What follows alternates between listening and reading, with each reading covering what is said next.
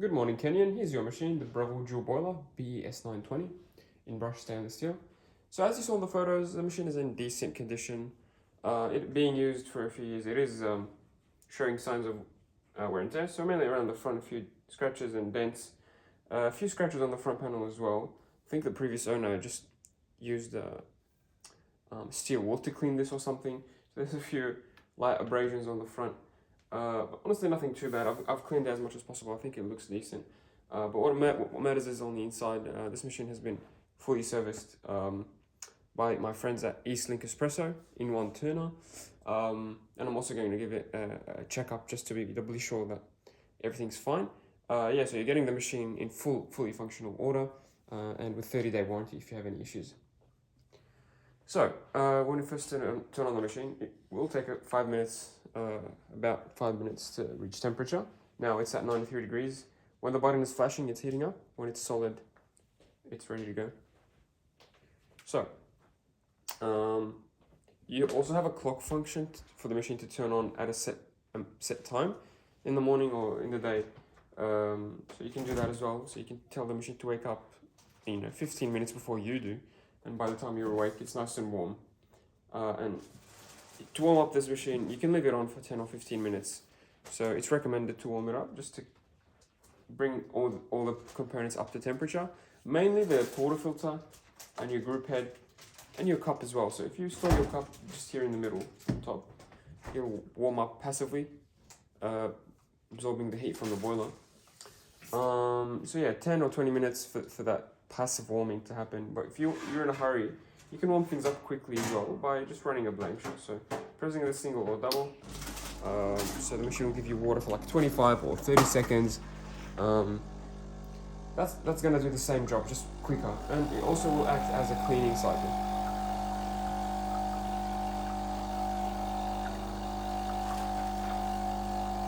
So if there's any oils or coffee grounds in the group head or the pour filter, this will clean those off. So I like to do that on every machine before making a coffee. So both bottles will go for 30 seconds unless you change them.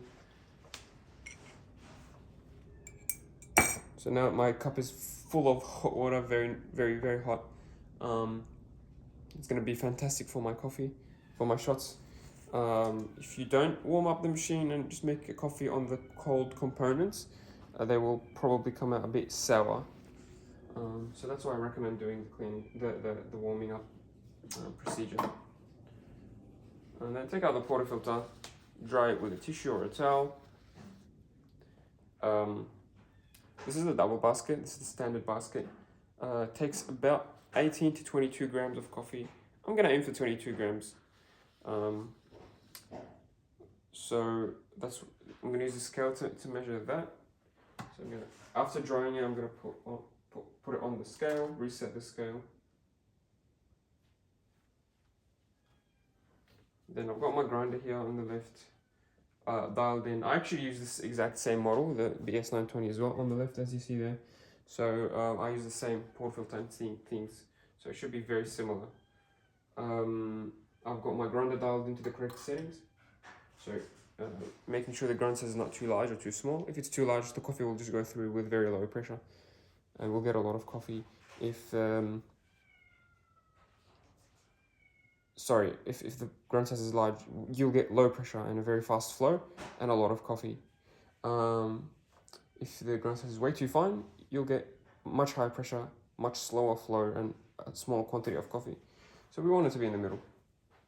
We want to double the quantity of coffee that we put in. So if we put in 20 or 22 grams of coffee, we want to double that into, let's say, 42 grams of coffee or 44 grams of coffee.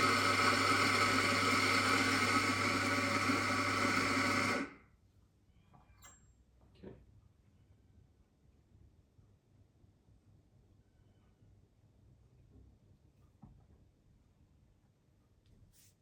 21 grams, yeah, that's fine.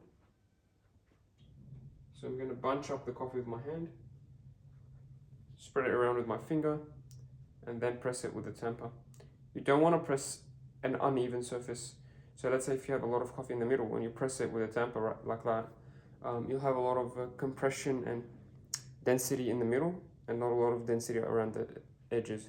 So the water, when you make this shot, the water will just go around the middle instead of through the whole puck of coffee. So you want it to be even so that you get even extraction.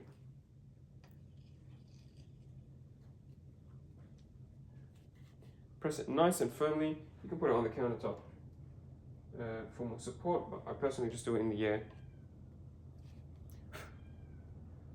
If you don't have a scale, you can just look at the tamper depth. Usually, if it's as deep as this silver part on the tamper, then you're good to go. Breville puts this up. I'm pretty sure Breville puts this silver part on the tamper as a guide, so that you can know how much is the correct amount of coffee. So 20 to 22 should be, even 18 should be okay. I would aim for 20, to be honest. It's a nice round number. Okay, so after that, you wanna lock it in. So not too hard, so just in the middle. It is still a fairly fresh rubber seal. They need changing every, I think 3 to 5 years. So the one on there is not too old. It's still holding pressure even in the middle here. Over time you may push it a bit more to the right, but now it's very stiff and firm at the center position. So next I will drain all the hot water from my cup.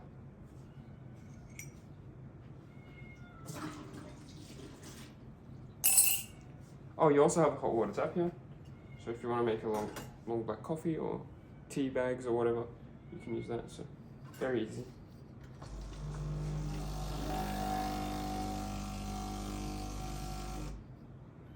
I like to add a bit of hot water when I'm adding sugar or syrups. It helps it dissolve, I think.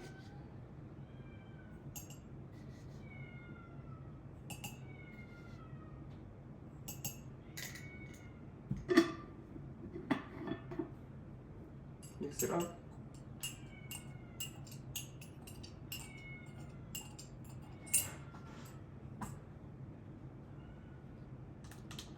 Right, okay. With that set, I'm just gonna place my cup and press the double, because we're making a double shot, right? The shot will go for 30 seconds. We want the flow to be nice and smooth. You know what? I might use a transparent cup for this. Give me a second. I think it would be better to use a transparent cup for this.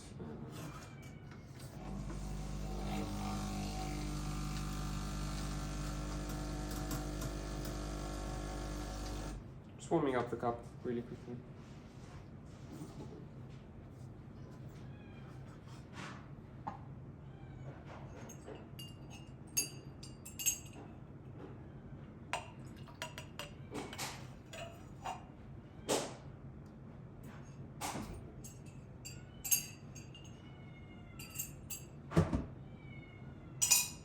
Sorry, that's just my cat really begging for milk.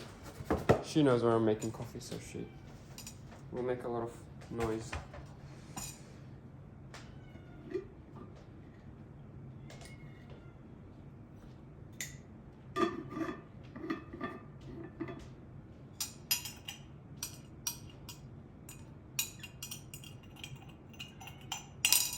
Okay, following our recipe, hopefully if we have the settings right, the quantity right, and the beans fresh, we should be getting a 2-to-1 ratio. So a 42 gram dose of espresso in a cup in about 30 seconds. If you're doing a single shot, or if you're doing a single shot, that's also double. So double of like 10 grams is 20, so you want to aim for 20 grams. Hopefully not too complicated. It doesn't have to be, and you will get used to it. If this is overwhelming, you will get used to it over time, and you don't have to use the scale every single time, trust me. So I press the double. So you have a timer on the screen. Pressure goes all the way to 9.5. Okay, I may have packed the portafilter a bit too much, so we're getting quite a slow flow, and the pressure is just over 9 bars, so about 10 bars actually. So maybe I would have put closer to 20 or 19 grams. Not ideal, but I'm gonna keep it going. So we're at 35 seconds now. And that's 40 seconds. I think that should be enough. It looks like around 30-40 grams.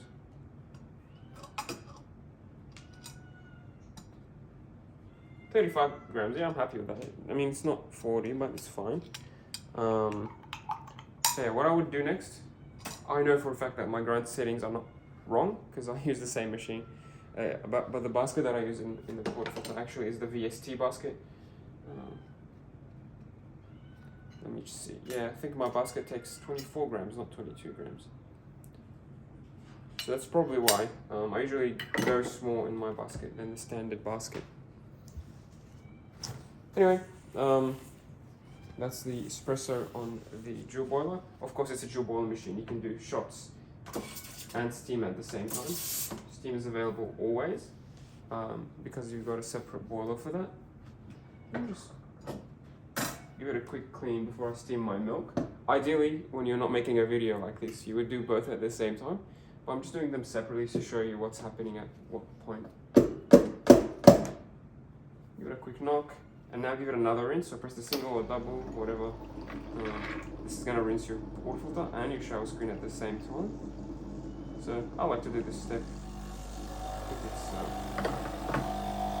it makes life easy when you clean it this way.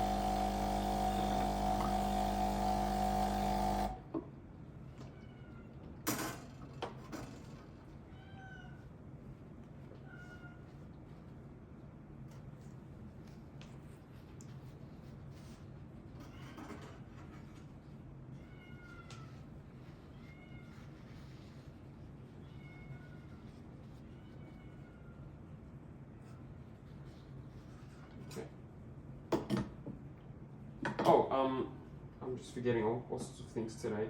Sorry. Yeah, once you dried the portafilter, now you can make another coffee.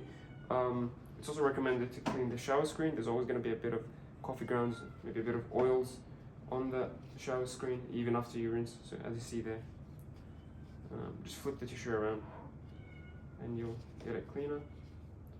Yeah, and if you're not making a coffee, just lock it in lightly. You don't have to force it all the way and pressure on that rubber gasket. Just a little bit, just like that. So next morning, when you turn on the machine or when the machine wakes up automatically, the portafilter is there. It's connected to the machine and it's going to be warmed up as well as the machine heats up, which is good. Okay, now let's do the milk steaming. I'm going to fill my milk jug about halfway with milk, cold full cream milk.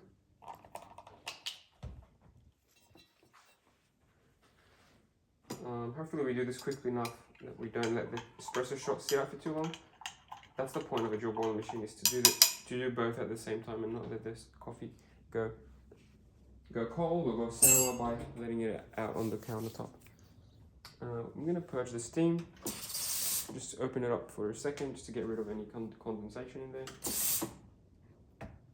Position the jug at an angle with the wand sort of at the edge and at an angle to spin the milk in like a cyclone. So you want to start a bit deeper in the milk and then slowly go up. And the closer you are to the surface, the more air you'll inject, the more bubbly the milk will be.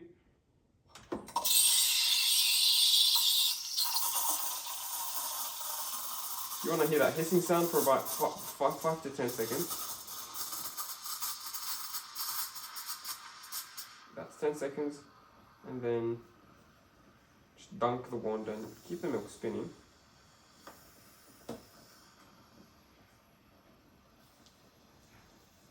Oh, spilled a little bit.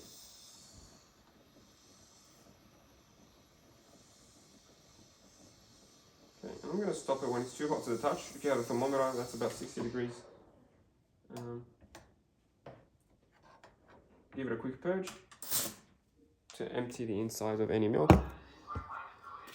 Sorry, I'm just going to clean up the mess.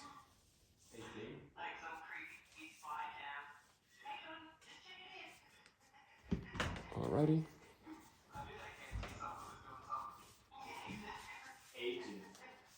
Okay. Before we pour the milk, I'm going to clean the machine. So grab a wet towel. This is important. Grab a wet towel. and wipe the wand right away. Obviously it gets really hot on there, on the metal, and it will stick to the metal and be really hard to remove if you don't clean it straight away. So the sooner you clean it, the better, before it hardens and becomes a thick layer over time. And like I said, give it a purge to clean the insides. Doesn't hurt to do it a couple more times. There we go, that's nice and clean.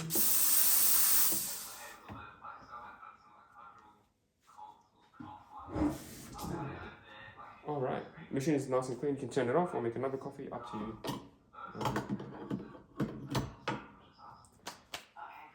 I'm gonna grab my espresso shot, grab my milk. I'm gonna knock the jug on the counter to break any big air bubbles. And then I'm gonna swirl it around to mix it up. So knock and then swirl it around. It looks like we're making more of a latte in today's coffee, rather than more of a cappuccino rather than a latte. A latte usually has thinner, flatter milk. Cappuccinos have thick, foamy milk. So because we injected air for about 10 seconds instead of 5 seconds, we've got a thicker foam. I still get this wrong sometimes, so even with many years of practice. I don't usually aim for latte art or latte consistency. I just do what I feel like doing that morning. So I'm pretty sure with some consistent practice or like a barista course, you can do latte art. A lot of people do at home as well.